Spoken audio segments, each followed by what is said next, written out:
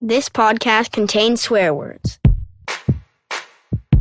Hey everyone, welcome to Talking Shit with Cheyenne. That's me. A podcast about art making, creativity, not giving up, I'm looking at you, and living well in the process. Process? Scone? It's gone? I'm coming from the perspective of a performing artist, but the issues and ideas discussed here apply to all of us, whether you consider yourself an artist or not. Life is a creative act. Cue the chirpy birds. And I'm your host, as you know, Cheyenne Friedenberg, a choreographer, actor, dancer, writer, and educator. What else can I add there? Parent, partner. I love to clutter clear. Living on the unceded ancestral territories of the Musqueam, Tsleil-Waututh, and Squamish Nation on the west coast of Turtle Island. That pause was too long.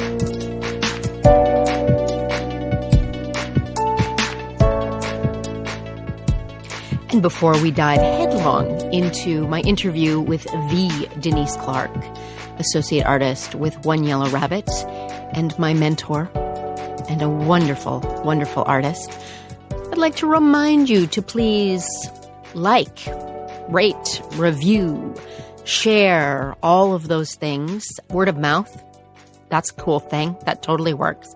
You know what I've been listening to lately? I've been listening to Talking Shit with Cheyenne. It's really interesting. So many great artists and what they think and have ideas about. But you don't have to do it in that voice. And if you do have the inclination, donations really help to support the artists that we interview and keep the podcast going. Go to TaraCheyenne.com, upper right-hand corner, click donate, takes you right there. We'll also link to that page in the show notes.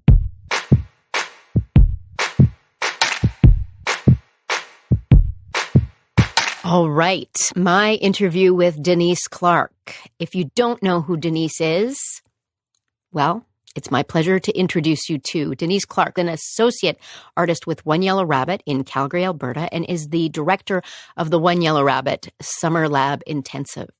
She has created and co-created several shows for One Yellow Rabbit. Several. There's actually a lot in this list, including the Erotic Irony of Old Glory, Touch, Breeder, Solo, Featherland, Sign Language, A Fabulous Disaster, Smash, Cut, Freeze, and WAG.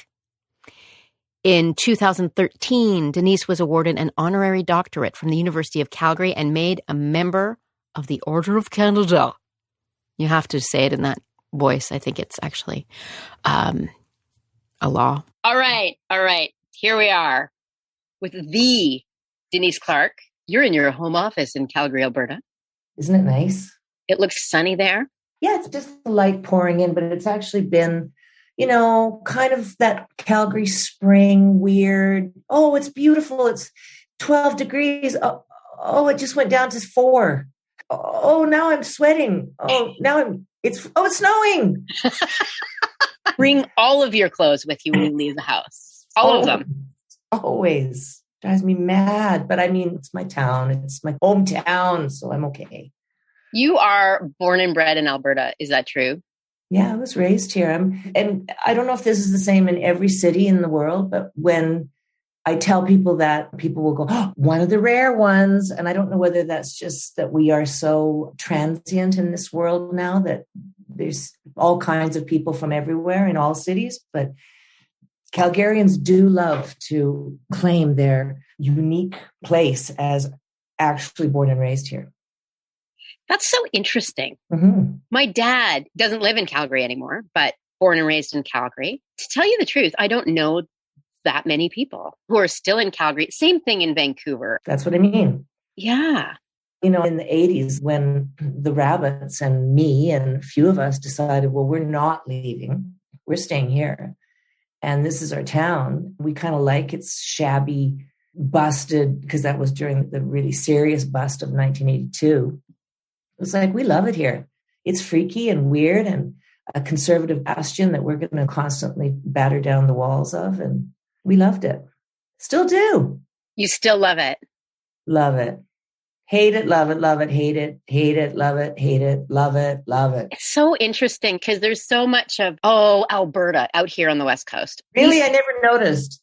it can be very tiresome. Also because BC is pretty darn conservative as soon as you drive even a little bit east. Yeah. You know, oh, look, a convoy. How interesting. But I feel like you and so many artists in Calgary just explode that idea that Alberta is so conservative, just like everywhere. But do you feel like you and the Rabbits are part of that change that has happened over the last 40 years? We certainly like to imagine we are. We credit ourselves widely. As you know, we're very proud of what we did to, change stuff around. Can we swear on your podcast? 100%. The podcast is called Talking Shit with Tara Cheyenne.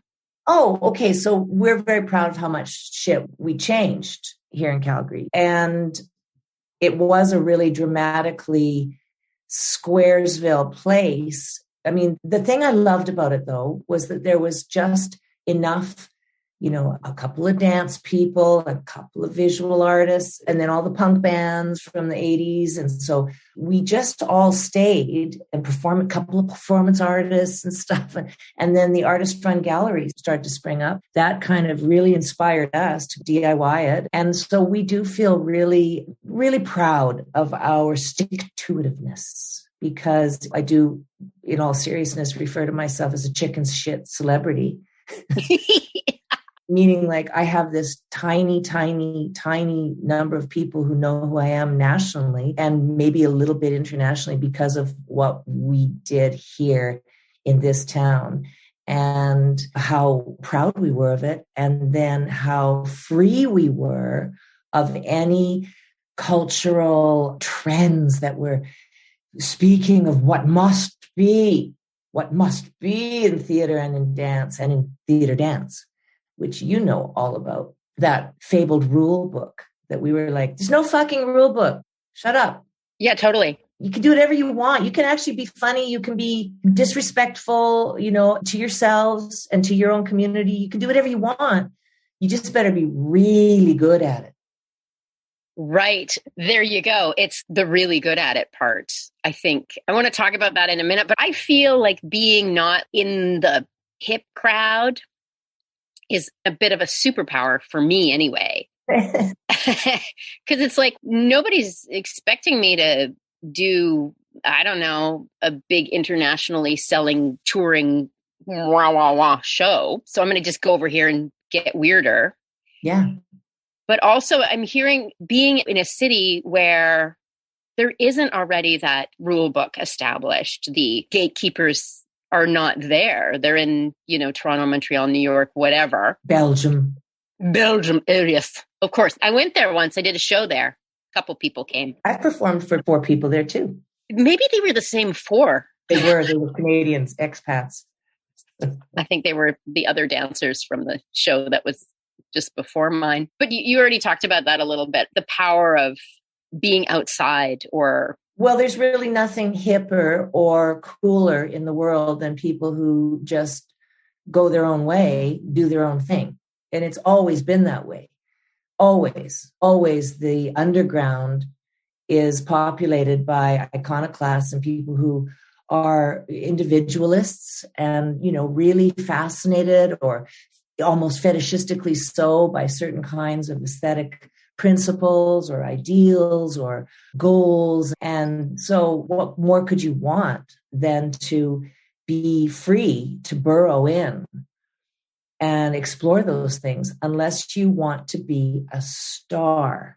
And that's something that I figured out, luckily, and I don't know really how, but by the time I was about 28, it was like, what's this last sort of niggling thing in my heart and soul about New York or London? Should I use my British heritage to go over with my passport and take over the London stage scene? Maybe I should. Or do I want to go to Belgium or Berlin, which was a thing in the 80s too, believe me, or New York and even Toronto, which seemed like, well, no, I don't want to go to Toronto. No offense, it's my second favorite city in the country. I also love Toronto. Yeah. So we're not TO bashing, but I just finally was like, well, why would I do that right now? I'm doing all this exploring and I'm working and I'm making so many inroads into my own creativity and aesthetics. And geez, if I go, I'm going to be a waiter for 5 years, maybe, unless I have a big break. And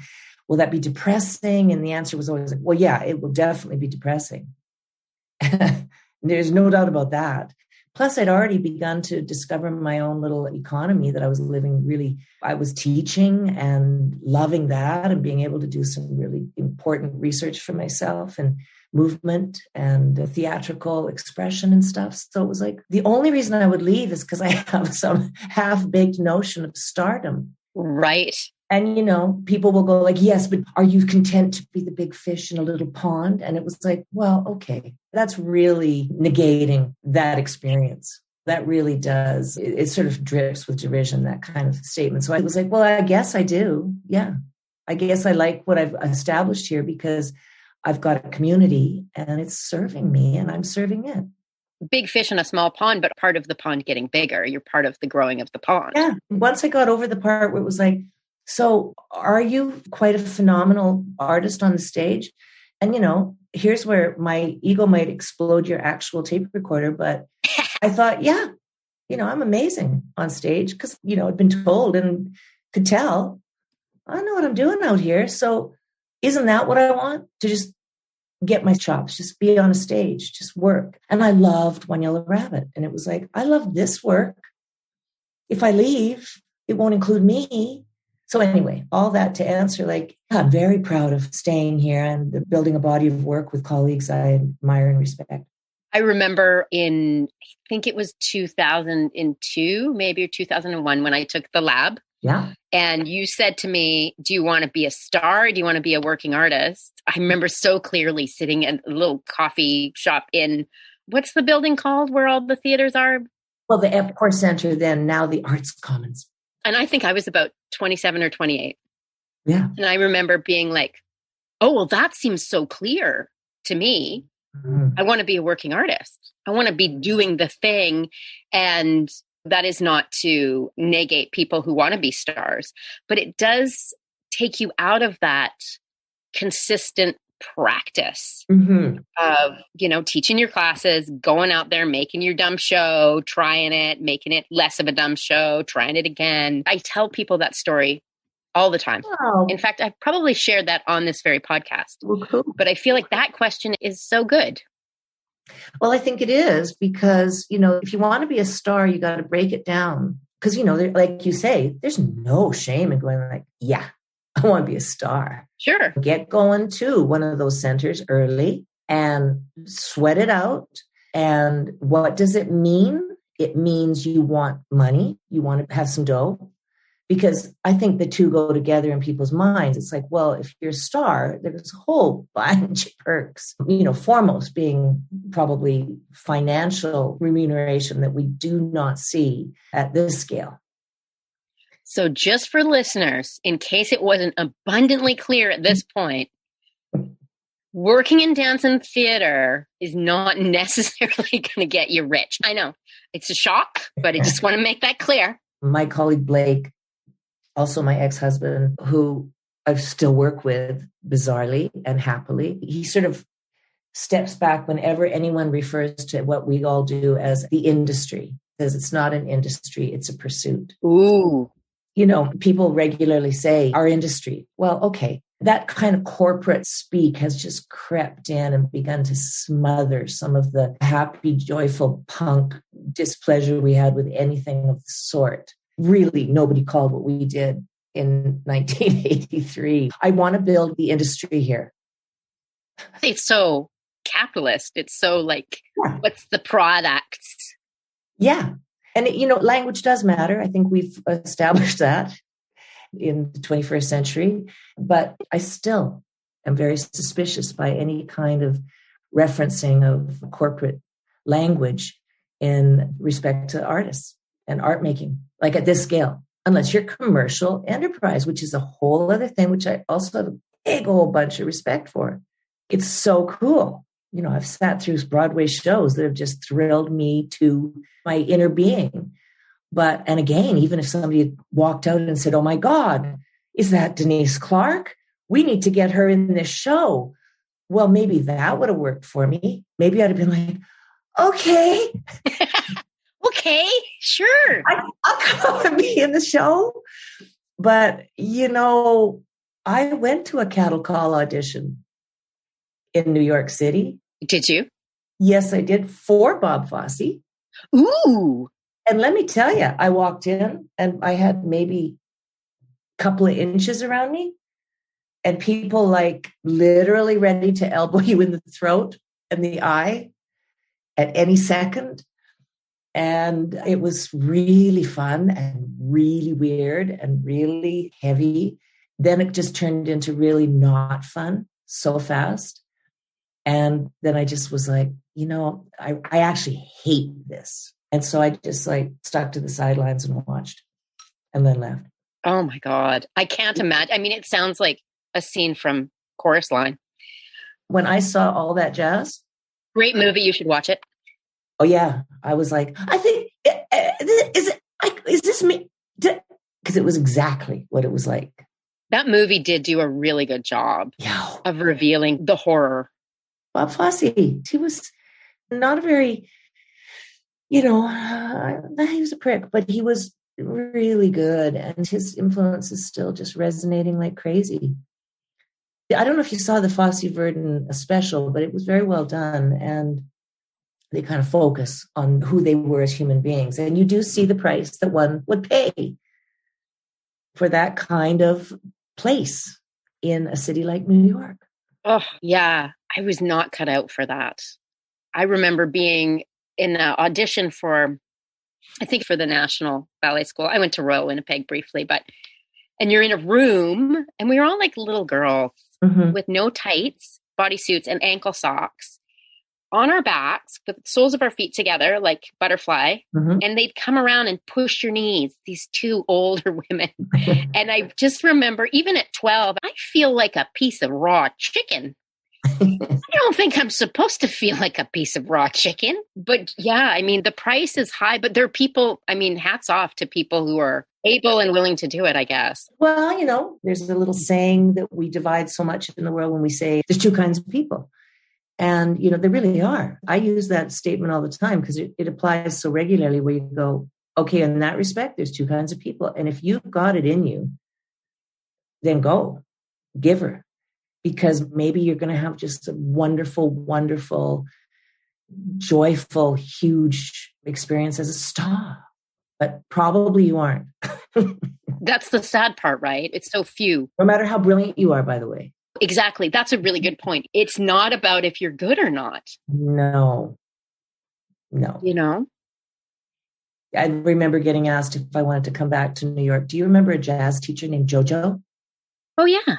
I took a class from JoJo, and JoJo asked me if I wanted to come and dance in his company, which wasn't groovy. I certainly wasn't going like, oh my God, yes. But I did think about it for a minute. Yeah. And it was like, so then I would live here in New York. And of course, New York in the early 80s was grim. Oh, yeah. It was cool, super cool. And like I say, there's a lot of punky stuff going on, which was cool, but it was dangerous and grim. Get out of Central Park. It's 5:30. Get out now. It would be like, what? I was just going to buy a joint from someone. Don't buy drugs from anyone in Central Park. Like, oh my God. Oh man.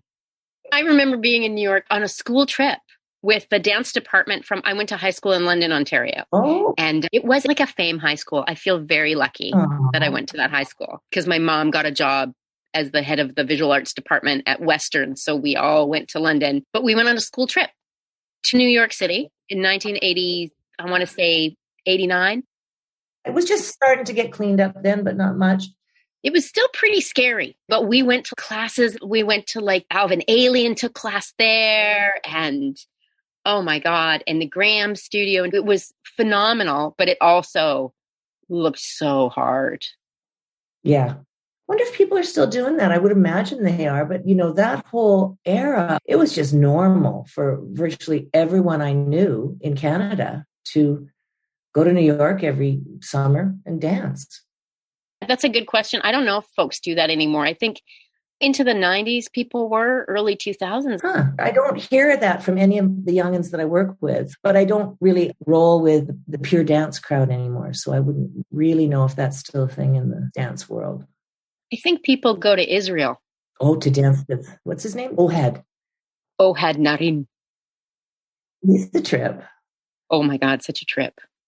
What's it called? Gaga? Gaga technique, yeah. Yeah. Who came first, him or lady? I think he did.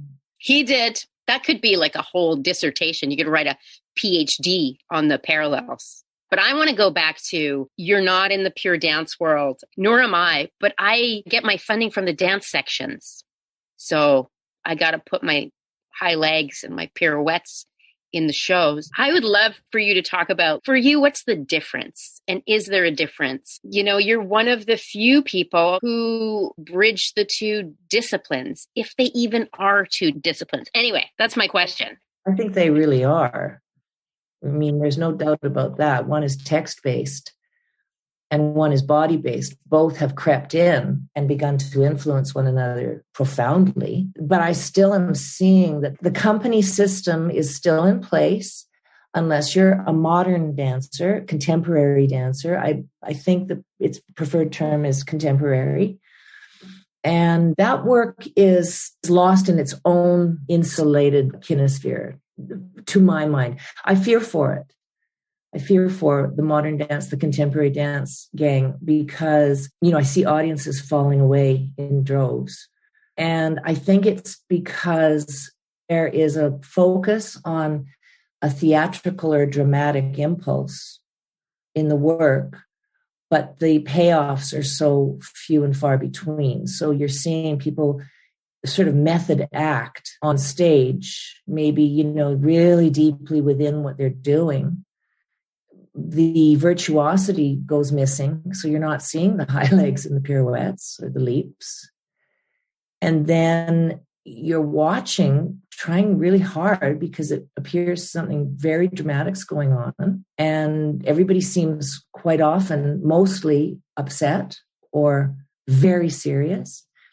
And then the audience just starts to go, what am I missing?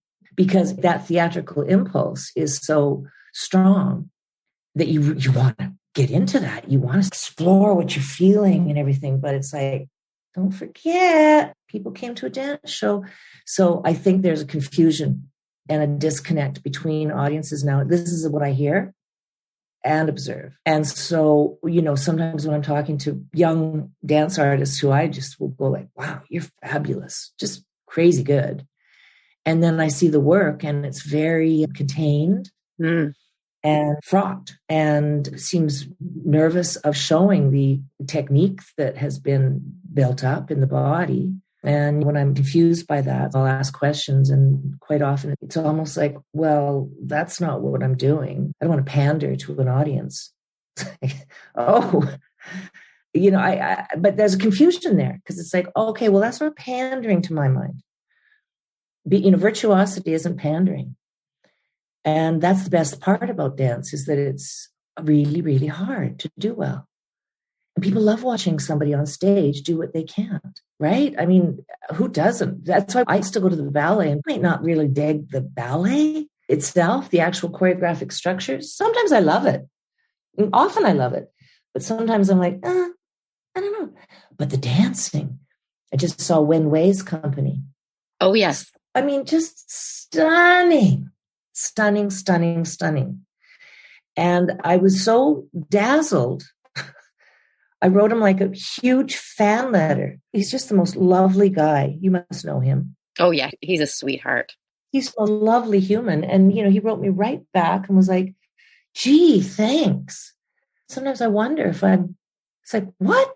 That kind of dancing and those kind of artists challenged and then delivering. And the audience was just like, oh my God, And I had recently seen other work that seemed very much we are caught right now in the trauma plot in our world, and all the work that we're seeing is very, very much, maybe rightfully so, concerning itself with what happened to the artist that you're viewing. Mm-hmm. And not so much with, any kind of a narrative that is lighter hearted or hopeful. Let's put it this way. It's the great, great artists who are being able to bridge the trauma plot, as the New Yorker referred to it, with some virtuosity, some humor, some breakthrough, and therefore for the audience, payoff, feel good. Or even if you've gone deep into emotion,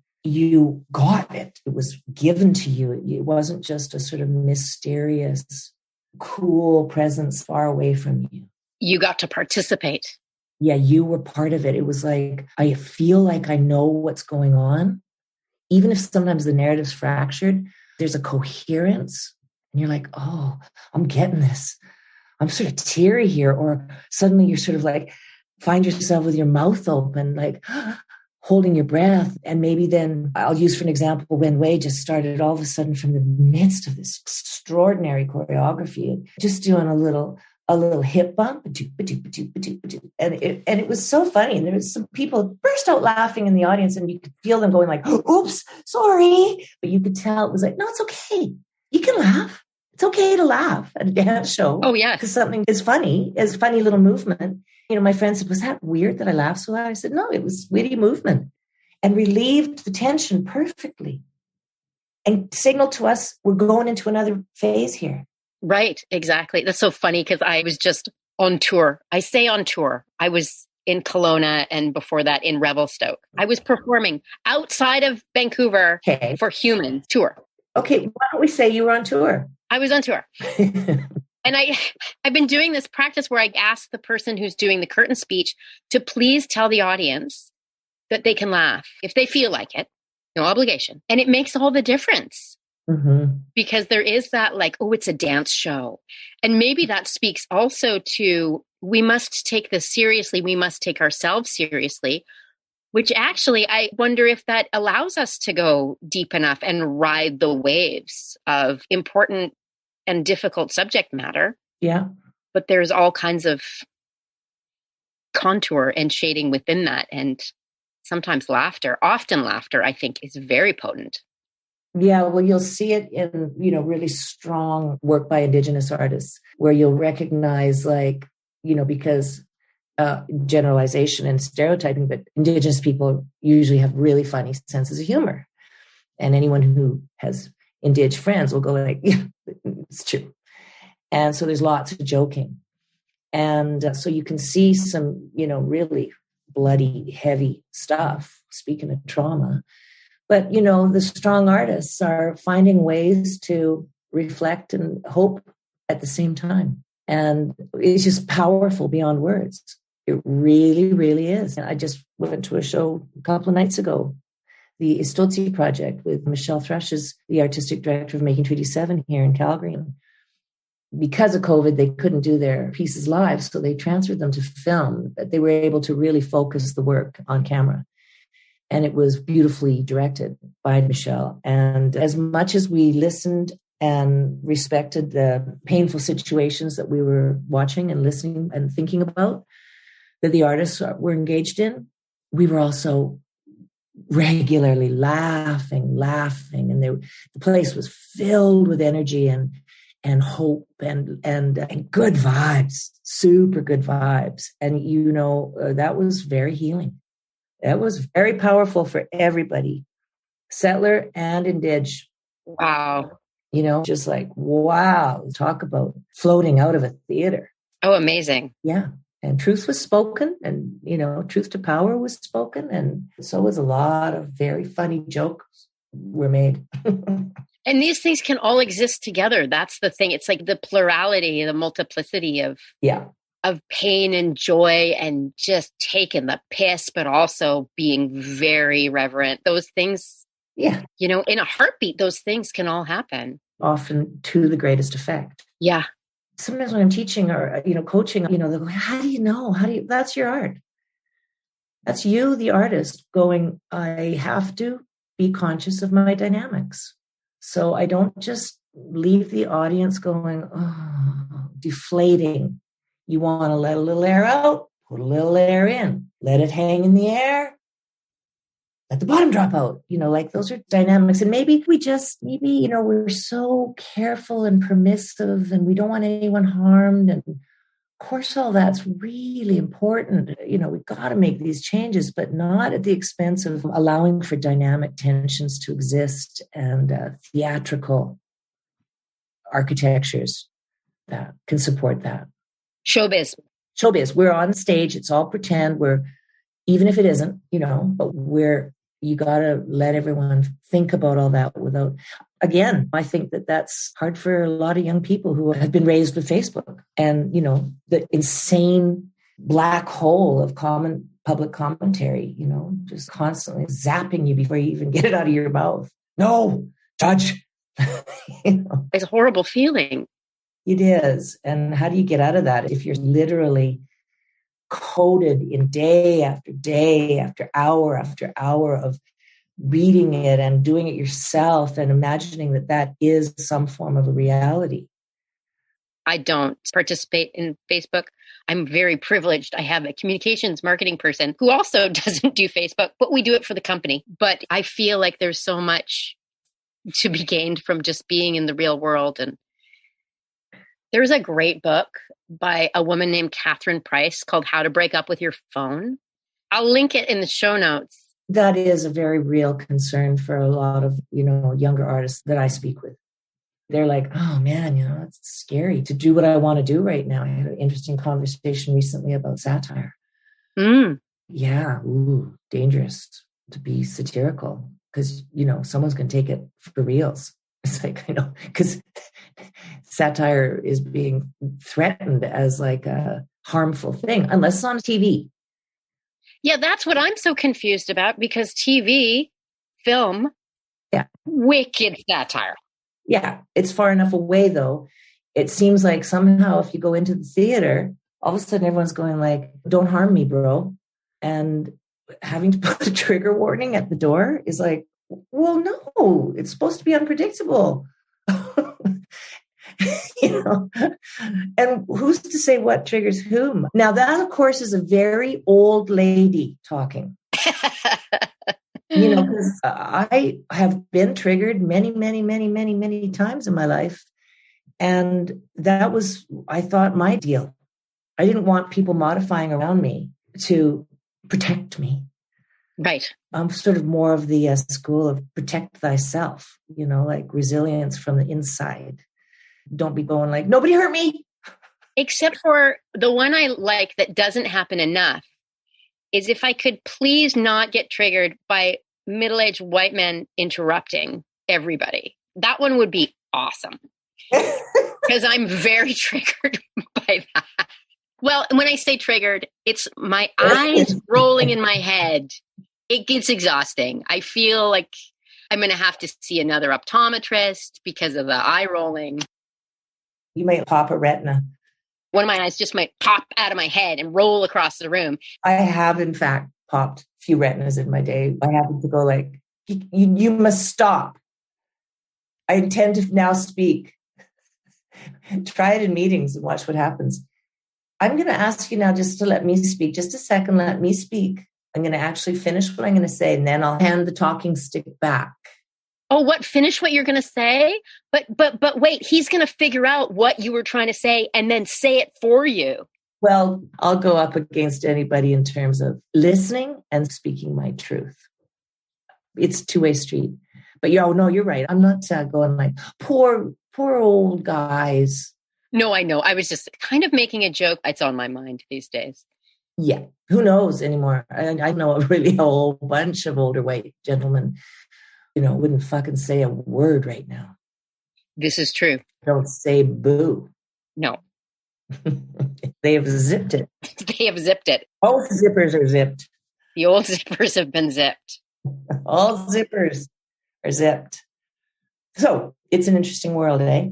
It is. I mean, this is utopian and probably dystopian. dystopian, utopian, but that there's room for everybody. Always was, but now, that's the other thing about our social media disease, it's just squishes the space and makes it feel like all the walls are coming in, and they're not. Get off it for 2 weeks and everyone agrees. It's just like, oh, people say to me, didn't you know about that? I'll go like, no, I live under a very joyful rock. Oh, I love the rock I live under. My mother is constantly like, well, this, and did you see this, and blah, blah, blah. And I'm just like, nope. Didn't see any of it.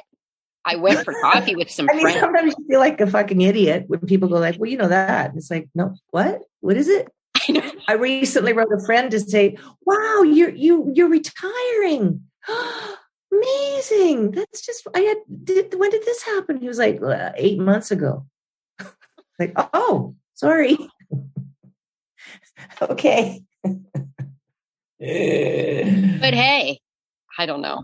Yeah, I didn't really need to know. It's not like my life depended on my knowing about his status. I feel like the stuff that I'm going to need to know, somebody's going to tell me. Yeah, that's probably true. Hey, just like in the olden days. Yeah. Like, hey, your house is on fire. Need to know. Need to know. Thank you. Let me check the phone. Let me check Facebook first. Is it on Facebook? I don't know. It's not on Facebook. I don't think it's happened. Here's a question. We'll loop back to the difference between dance and theater because I'm fascinated by it. And I just mush them together. Yes, you do. But what about hierarchy of language? That's one thing that I've been thinking about. Also, in terms of theater, there's the practice of mime, the practice of physical theater. When theater artists like, let's do a show with no words. Question. Now, is that dance? No, I think not, because it's rooted in narrative and motivation and all that stuff, right? I would say most shows that are nonverbal theater experiments are still pretty rooted in narrative. Right. So for you, is it the separation between narrative and something being born out of like a pure physicality that is the difference? Probably. I mean, I might sound like an old curmudgeonly loser, but I actually do really love theater and dance blurring. Yeah. And have been practicing it for 45 years to try and figure out how to do it well. And those of us a couple paces, behind you have been looking to you. Denise is doing it. Yeah. That means I can try that too. It's okay. Oh, that's so nice to hear. I hope that I have been of a little bit of service in that respect because, for me, it was a really, truly genuine watching what was happening in the early 80s again, to go back and thinking, oh boy, I don't like it when dancers say poetry badly while they're dancing. Ew, it makes my skin crawl. I'm really embarrassed. I'm really, ew, no, don't do that. And, conversely watching like maybe an actor doing some goofy movement, and I'd be like, just don't move around, just shut up. But, just quit doing, just say something. And that's pretty much what I realized. I better put my money where my mouth was and really try to see what it was that got under my skin so much about it. So I welcome the blurring. And, again, the word that we use in our practice around the rabbits is undeniability.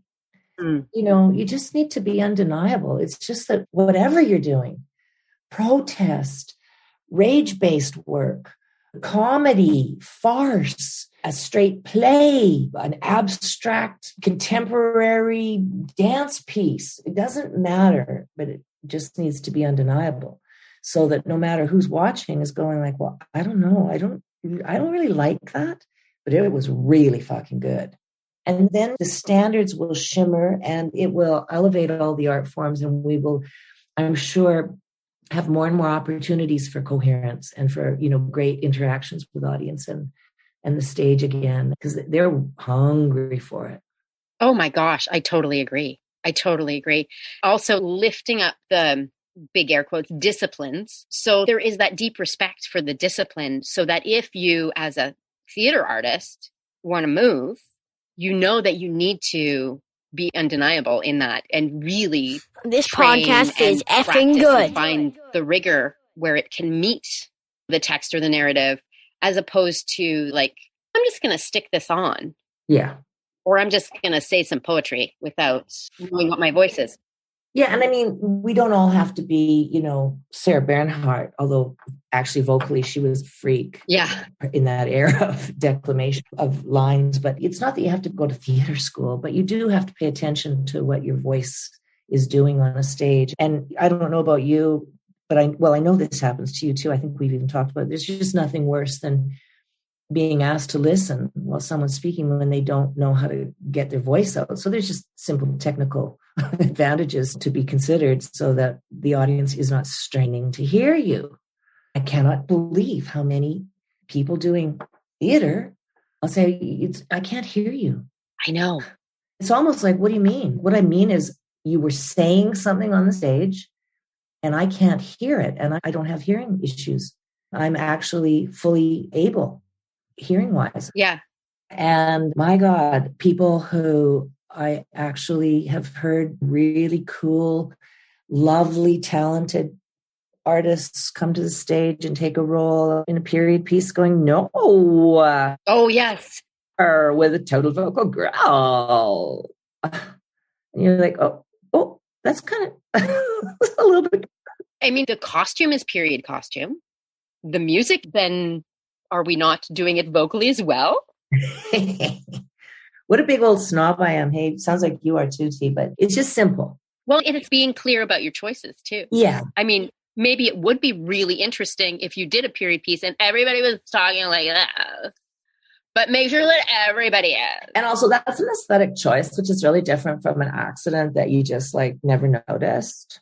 Yeah. It has to be intentional. I think so. Yeah. I think that sometimes it's just like really confusing and takes everybody out. Yeah. And is that a question? I love talking like that because my mouth doesn't move. It's super fun to do. It's super fun to do. Don't get me wrong. Could do it all day long. And I have enjoyed a few podcasts of very, very smart, which is, again, the misogyny in our culture, really smart women who are talking about science. And they talk like this. And I just love it because it just busts holes in the whole notion of what does authority sound like? Yeah. And, again, that's a tricky one for me because I love it in the context of a podcast. Yes. Where a PhD person is talking about what they know about. Bring it. I don't care how you speak. I'm going to pay attention to the truth of what you're saying. But when you're playing a character. Exactly. Unless you're playing that character. And even if you're not, but if you've decided, well, what about I do this? It can be a blast. But again, it would be something to maybe think about. Well, it's that whole thing with all performance, theater, dance. As the audience, we see if we're sighted and present for it all. It then behooves us as artists to make really conscious decisions. Do a vocal warm-up, Tara. Decisions about, what are they seeing? What are they hearing? What are the lights? What is it? I am such a pain in my own ass. I'm just embarrassing myself because I'm hearing I say all the time, darling. But in my book that I wrote, I talk about how I was trying to put together the 40 years of research that we conducted as a theater group who stuck together. And one of the other things that I wrote about was a line from Blake's play, Tears of a Dinosaur, where Michael Green is describing his wife who's laying on the table as he's placing little dinosaurs all over her body. And he's saying her body is his landscape of erotic fascination. And he's saying everything watchable. And it became a phrase that stuck in my head. And whenever I'm trying to explain to people, like everything on the stage, if you invited people to sit and watch, is watchable. You should keep that in mind. Yeah. Everything is watchable. So is everything the way you want it to be if someone goes and watches? Or is it just that you didn't even think about that part yet? And it's funny, the work is just still happening all the time. But sometimes I'm talking to people who are finishing up their post-secondary even, and they're like, they haven't thought about that yet. I'm like, wow, I don't know what the hell is going on. What the hell's going on, Dee? What the hell's going on? Because that's an important part of stagecraft. I once saw a man in his probably 50s. I want to talk about the older performer in a minute, but unbuttoning and buttoning back up his shirt and it was fucking sublime. Yeah. Speak of watchable, there was not a dry eye in the house. It was life and death in the universe in that simple action. Yeah. And because he, had given some care and understood the tenderness of that action and how it could illuminate or counter what he was saying, you just so appreciate it. It's just such a cadeau. You're just giving such a beautiful little gift to your audience. And that means everything to me. Everything. Me too. And I feel like I learned this from you because I do speak of you as my mentor. And it was just that attention to gesture, to every little turn of the hand or the eyes, and watching something go from, oh, that's pretty good, to being like, holy shit. It's an arsenal that's there for us as performers and creators. I'm going to do this. I'm going to be on a stage. There's going to be lights. If I think about every single detail, this could be really, and you're trying to explain intentionality and, you're saying like, so it's really important because people will notice if you want them to, but you have to focus it for them. You do. You have to say, look over here. Yeah. And find ways to do it. And that's by not flailing. And if you're flailing, it's because you want to show someone flailing right then. If you're pacing and bobbing your head the whole time while you're delivering a monologue, you better be doing it for a very good reason so that when you stop, the audience goes like, oh, well, now what? As opposed to just pacing and flailing. Yeah, exactly. Exactly. I love hearing this because sometimes I'm such a broken record in rehearsals, but also I love performers. I love the young folks that I work with.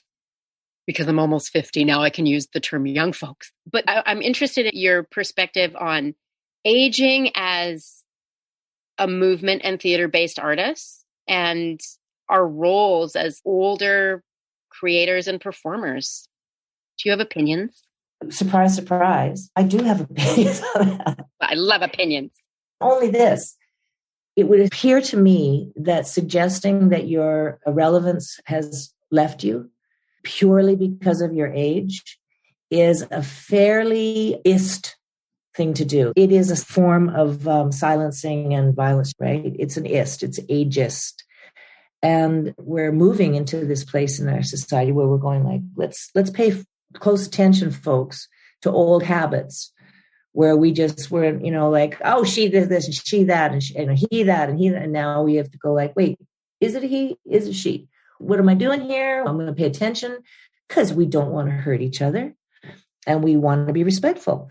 And we don't want to say casually racist things by mistake over and over and over. We want to keep correcting and getting better and getting better and getting better and hopefully evolve. And it's the same thing for me on the stage. The older performer has a responsibility too, just like everybody else. And that is to keep the instrument tuned, to not be crotchety unless considering everything surrounding itself. When is it funny? When is it allowable? When is it to great effect? When is it just mean-spirited? Is it just reductionist? Are you just going like, I don't like the goddamn young people today. All this new stuff. New things are really silly. It's not that, but you do have responsibilities to, be articulate and to try to find ways to still help society. As far as I was given to understand, our job is to reflect back and question and provide moments of respite here in this wackadoodle world that we live in. And so keep the instrument ready to provide that experience. For me, that has meant a lot of work.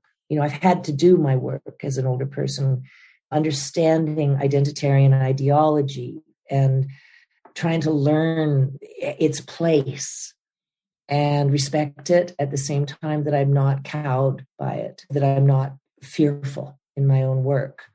And I started to notice a lot of fear creeping in over these last several years in people's freedom, ability to say what they meant or speak freely because they were fearful of appearing to be a right-wing motherfucker asshole And so they would just silence themselves. And it was like, come on, we're better than that.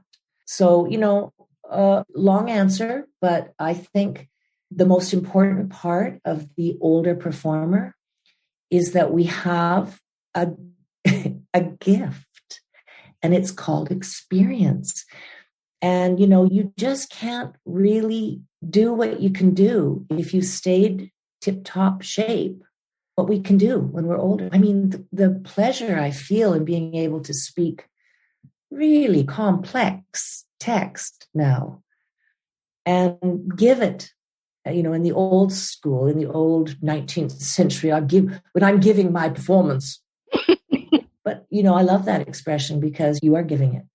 It is sharing. Yeah. And so, you want to fuck around with some really tricky text and deeply poetic stuff or really challenging stuff. How can you best give it? And you definitely gain some advantages if you stayed the game, stayed the course, and you have more and more and more experience. I'm enjoying so much, like you, teaching and being a mentor.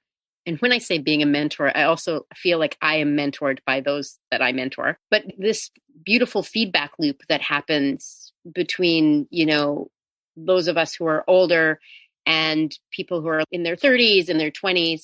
Can you speak about the relationship of teaching and mentoring with your creative practice? I mean, I do less and less of it because I stopped the lab. Right. My yearly lab, which ran for 20 years, was a huge output of my questions and some answers to be researched carefully. And that loop was so incredibly meaningful to me and changed my whole life and my whole sense of purpose. And then when it was over, it was over. It was just like, I think I'm done. And I think there was an exhaustion of hearing my own loops. Yeah. And also wanting to free myself from the need to be that responsible. Yeah. I've been so fucking responsible for so long. And I actually don't want to be anymore. So not to mention that the lab, when I started, there was the voice intensive. Yeah. And there was the OIR lab. And now I think there's a lab at every single company that exists, a lab of some kind. So there wasn't the same need, let's be honest. And I was like, I think I'm good. I think, let other people take over that field. So now it's more sporadic. I have the Beautiful Young Artist program, which I'm working with Kunji Ikeda here in Calgary, who's studied with me a long, long, long time and really shares the working vocabulary that we rabbits decided we would use. And I find that really, really gratifying. And it's super fun for me. But it's brand new again because I didn't do anything for COVID. Yeah, right. I booked it off. I wasn't somebody going like, oh my God, I gotta get on Zoom right now. I was like, how do I stay off Zoom at any cost? Only because I kept seeing Zoom shows that I was like, ooh, no. Yeah, no. I don't think so. I think maybe don't do that. Like, oh dear. And so I didn't want to do Zoom because, I just didn't want to do Zoom. Me and a whole bunch of other people I know. And I just was able to hang. So I just came back to it. And it was really powerful for me. Really, really powerful literally humbling to be in the room and like beautiful young artists like staring at me and responding when I said things. It was like, oh, are you guys listening to me? Why? Holy shit, I just asked you to do that and then you did it. Oh my God, I'm so moved. So, it was pretty beautiful stuff for me, pretty potent. And I'm going to do some more with them and hopefully have little pockets of, and I mentor one-on-one to whomever will have me. I'm kidding. Whoever has. Whoa, careful. Excuse me. I think I could mentor you. I have some ideas for you. You like a little mentoring? No, I have some wonderful people that still reach out and I'm happy to hang with and talk with and stuff. But as far as the more official version, it was just gobsmacking. I loved it so much. I was just like sort of madly in love by the end of it. I just felt high as a kite. Oh, yeah. Really neat. It's so beautiful, hey? Yeah. I'm lucky enough to have some of those experiences, just like teaching facilitating people and just like watching the creativity bubble up and start spilling over. It's just like, wow. I know. Like last weekend, we had the Shoe Project, which you were part of in Vancouver, and we had ours here. And all the new Canadian women who took the stage with their stories, who I've mentored over the last several months, were just like amazing. And the audience was just blown away, and the power and the emotion, and it was so good. It was just like, this is beautiful. This is what it's all about. I'll link to the Shoe Project in the show notes, but that project just really crystallizes the power of story. Yeah. You know, looping back to theater and narrative in such an amazing way. Yeah. Yeah. It does. It really does. And those are often rooted in trauma, because a lot of them are immigrant women or refugee women, rather. And now we're going to have another whole wave. And those stories are desperate to find a place. And the factors that we set up in the Shoe Project, I feel like it's such a beautiful exercise in context. You know, because you're saying to the audience, this is what this is, audience. These are going to be several women, new Canadian women. They're going to tell you their story. It's an hour and 10 minutes. So, you know, each story is short. You're setting the women up in a very safe way. You're giving them what they need to speak their stories clearly. And the power of the context is such that several of them this time were like, who comes? Why am I doing this? Who would want to hear me? I know. Are people going to come? I'm like, you buckle up. Yeah. People are going to come. I'm like, they're desperate to hear you. Oh, and I've heard people here, I'm sure in Calgary too, saying that was the best theatrical experience I've had. Yeah. Communication. And like you say, context. Yeah. I always say to them, like, listen, this thing, you cannot fail. It doesn't matter if you just stand there and cry the whole time. Because they'll be like, I don't know what I'm going to do. I think I'm going to cry. And it's like, it's okay. You can cry. If you want, you know, just gesture to one of us and we'll come up and read it for you. But if you just have to stand there and cry the whole time, that's okay. It's short. Yeah. I'm always like the old theater hound. I'm like, it doesn't matter because it's only like 8 minutes, 6 minutes. So don't worry about it. And they're like, really? It's like, yeah, you do what you got to do. You're okay. It's going to be amazing. You'll see. And it's just so thrilling. I love it, love it, love it. When are you doing it next? We just did it in March. So I can't wait for next year. Yeah. I'm already like, ooh, yeah, we also had to postpone by months here. Yeah. Because of that damn pandemic, you know. It's just been pesky. It just won't go away like a possum in the attic. God darn it. I'm sorry, but I really loved it. I loved being told to stay home. Right? I've had this conversation with several people on this podcast, but at the beginning going like, oh, I don't have to leave. Oh, fucking thank God. Oh, thank God. Although I feel like, you know, I should have really just watched as much TV as possible and just maybe tried the sourdough. I did try it once. It was a disaster. But I was one of those people who was like, oh my God, I got to pivot and I got to make blah, blah, blah. Yeah, not this old cowgirl. I was just like, no. Do, do, do, do, do. I think I got to sleep in some more. I got to have another martini. Yeah, I think I'm going to just read this novel for the next whole 48 hours. Okay, next pandemic, yeah. I'm phoning you. God forbid. It might have had something to do with my age, but I was just like, woo-hoo-hoo. Well, there's something to be said for like, this is what's going on.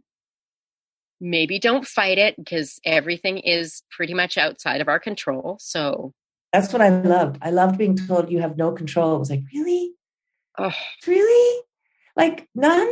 Like none. So I can't even control properly. Like if I'm going to, cool. Like it's just, nothing's up to me. No matter how hard I work, I cannot affect the situation. That's right. Amazing. Also, of course, I am privileged. So I wasn't as terrified. Yeah. You know, I wasn't as terrified as so many people are and were for really good reasons. So, you know, not to sound like the most insensitive asshole fucker. And sorry to anybody who's out there going like, you can just fuck off. But, for me, I was, after a long life of just giving her. Because as we know, artists, it's just endless. Like Ronnie Burkett, the great puppeteer, when our dear friend Michael Green died, he said to me, I'm jealous of him. And I said, what? And he said, no, he doesn't have to fucking work so hard anymore. I still got to fucking keep working for 30 more years. I was like, I know. Ronnie.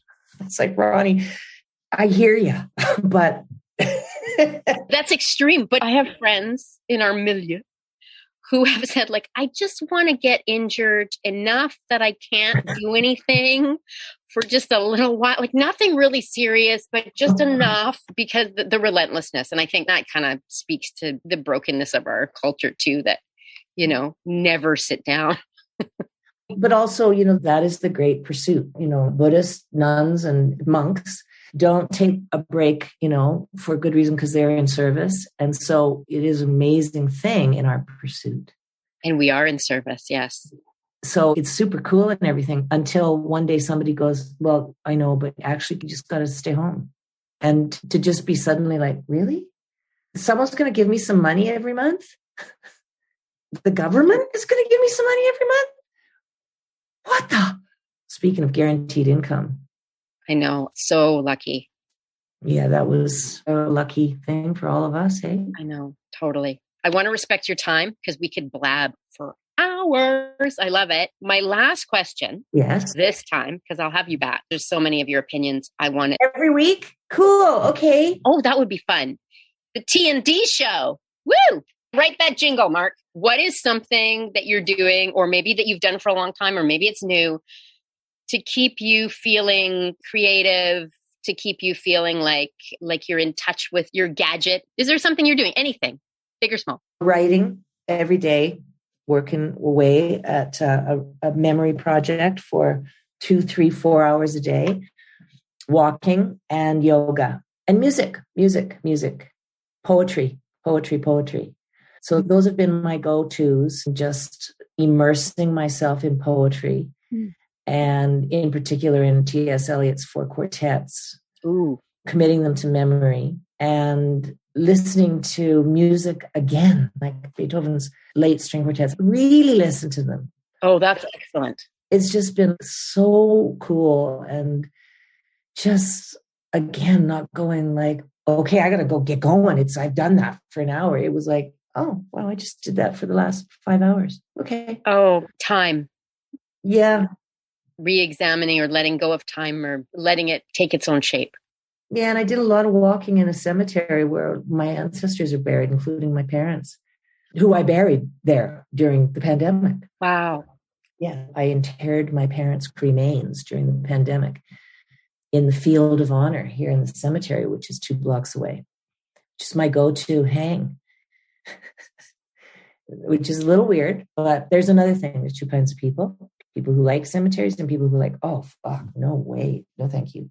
Me, I love them. I've always loved them. Yeah, but lots of people recoil. Yeah, and it's understandable. Yeah. Mortality is tricky. When I told the guy who I bought my electric bike from that I was going to go learn how to ride it, he was like, don't just get on this thing and ride into traffic. And I was like, really? He said, no. And I said, oh, well, I'll take you to the cemetery. And he went, oh, okay, well, I didn't mean it. And I was like, well, not meaning I'll go there and kill myself. It's like, oh, holy shit. He literally recoiled with like horror that I was going to just go hang out in the cemetery. So that's what I've been doing. Those are all amazing. Yeah, lucky me. Thank you. You're welcome. Thank you so much for your time. I have a big list of links of things that you brought up, and I'll link those in the show notes, and can't wait to talk to you again. Okay. Well, it was just heaven for me too. I just love you to pieces. And hi, Mark, by the way, and keep up the good work, TCF. And that was my interview with the Denise Clarke. Thank you so much for listening. And thank you so much, Denise, for sitting down with me and having such a delightful chat. Talking Shit with Tara Cheyenne is a project of Tara Cheyenne Performance, produced, edited with original music by Mark Stewart. You can find him at markstewartmusic.com. Please get in touch. We're on Instagram, Tara Cheyenne TCP, Facebook, Tara Cheyenne Performance, or email info@taracheyenne.com.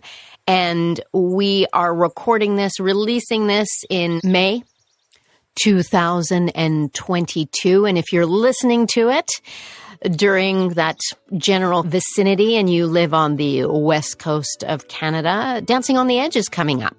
And I'm performing an excerpt work in progress of a new piece called Pants. And so many of my favorite artists are also performing at Dancing on the Edge. So do check it out if you're in the vicinity. Vicinity seems to be the word of the day. Keep making shit up. Keep supporting each other. We'll see you next time. Over and out.